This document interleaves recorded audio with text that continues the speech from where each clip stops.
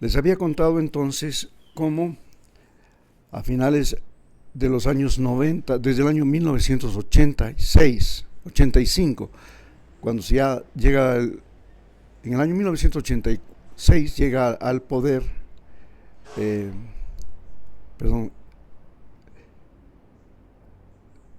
1996 llega al poder Sixto Durán Ballén, y entonces, como les explicaba, el Ecuador pasa del boom camaronero a la catástrofe del fin de la industria camaronera. Pero durante el boom camaronero, los hombres ricos de Manabí ponen por primera vez un presidente, el presidente Sixto Durán Ballén. Pero ¿quiénes son los hombres ricos de la provincia de Manabí? Los hombres ricos de la provincia de Manabí son exportadores de pescado y de camarón. Y estos hombres ricos, exportadores de pescado y de camarón, se convierten a Manta en el eje del narcotráfico en Ecuador y logran poner un presidente. En este momento comienza la historia de el narcotráfico en el gobierno de Ecuador. Pero en el año 2000 en el año 1997 viene una crisis bancaria.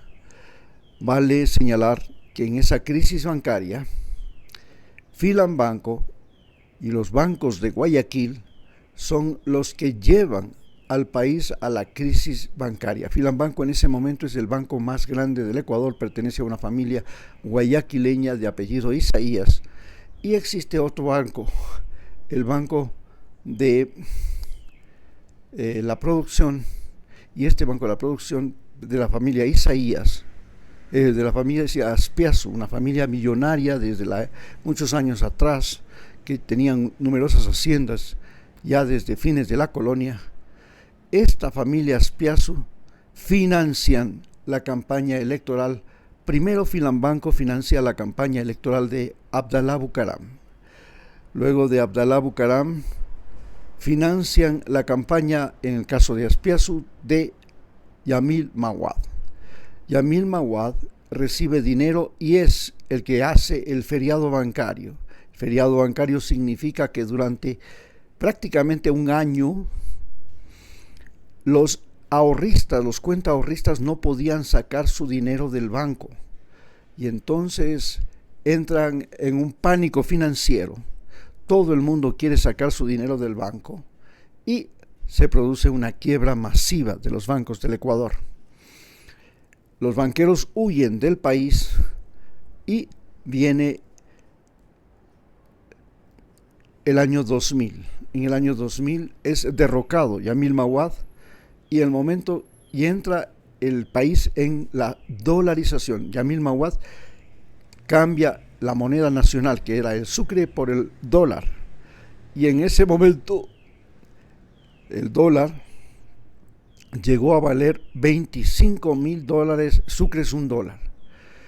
Entre noviembre y diciembre pasó de 10,000 sucres $1 a 25,000 sucres $1. Ese momento fue en el momento en que la gente ya no creía en el sucre, todo el mundo compraba dólares, todo el mundo sacaba su dinero del banco para comprar dólares, y ese momento es en el que se declara la dolarización. En ese momento hay un banco y un banquero que es el que sale completamente beneficiado. El banco y el banquero es el Banco de Guayaquil, y el banquero es Guillermo Lazo y su cuñado, que en ese momento era el presidente del banco. Entonces, el Banco de Guayaquil se convierte, al convertirse el Ecuador en país dolarizado. Los carteles de la droga de Colombia encuentran el paraíso para lavar su dinero. Ya no era solo Panamá, ya no era solo Miami, sino que aparece Ecuador más cercano. Y los narcos lavan su dinero en bancos del Ecuador, entre esos el Banco de Guayaquil. Pasan los años y en el año 2021, en las elecciones, gana el banquero que más dinero había lavado y era el presidente de Ecuador, Guillermo Lasso, un discapacitado con dificultades motrices, con dificultades visuales, una persona enferma, y es la segunda persona enferma después de Lenín Moreno, que era un paralítico, que llegan a gobernar este país.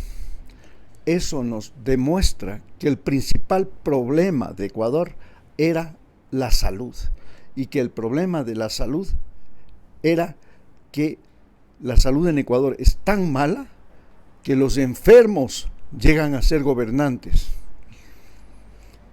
Precisamente Guillermo Lasso llega a ser gobernante, pero llega gracias al financiamiento de la mafia albanesa.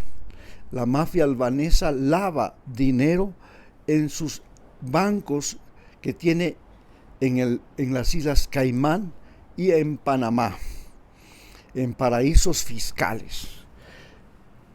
La ley en Ecuador prohíbe que los candidatos a funciones públicas tengan cuentas corrientes, empresas o lo que sea en paraísos fiscales. Pero eso no fue importante.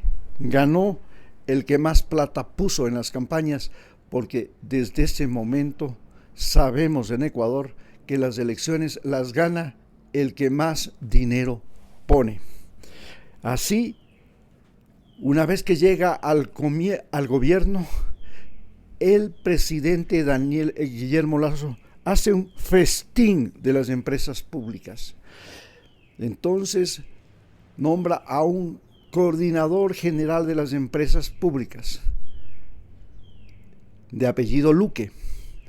Este coordinador general de las empresas públicas no solamente que les entrega los puertos a la mafia albanesa, especialmente los puertos de Guayaquil, sino que en el momento en que entrega los puertos de Guayaquil, la mafia albanesa entra a competir con la mafia de Manabí, la mafia de los choneros, y entonces comienza una guerra de carteles.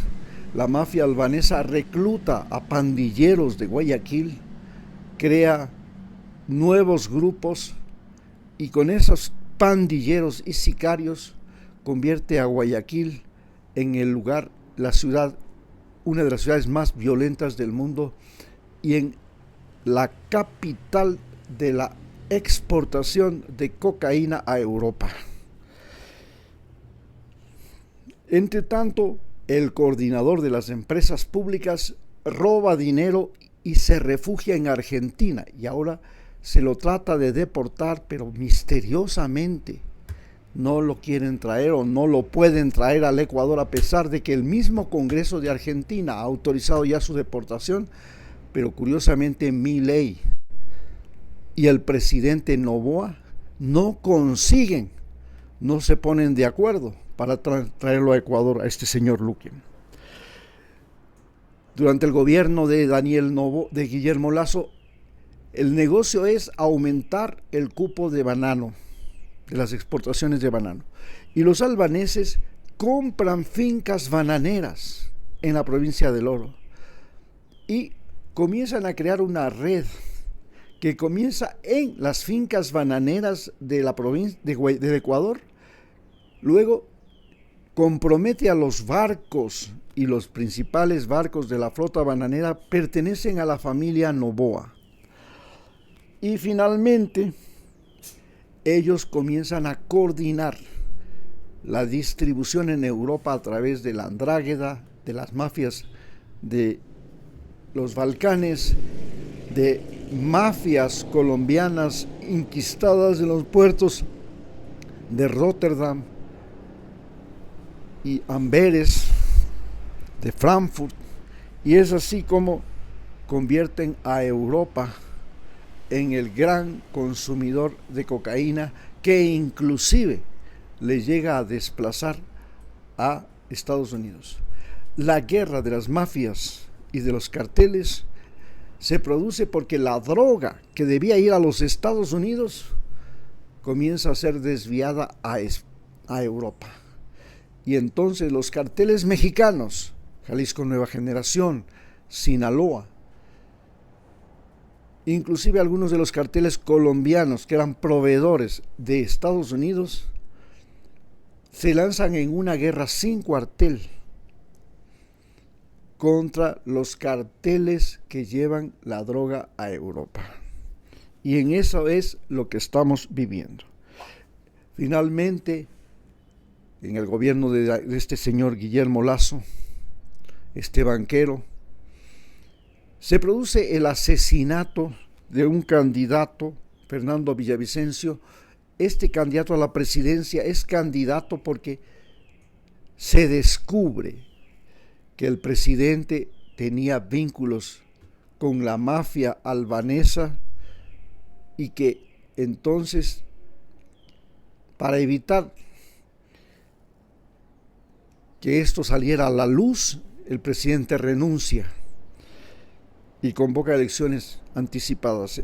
Uno de los candidatos para esas elecciones anticipadas es un asambleísta llamado Fernando Villavicencio, que es el que le denuncia, precisamente el que le denuncia al presidente Guillermo Lasso, el que descubre la relación entre la mafia albanesa, su cuñado y el gobierno. Y precisamente al que descubre la trama del primer banquero narcopresidente del Ecuador, es asesinado. Hoy,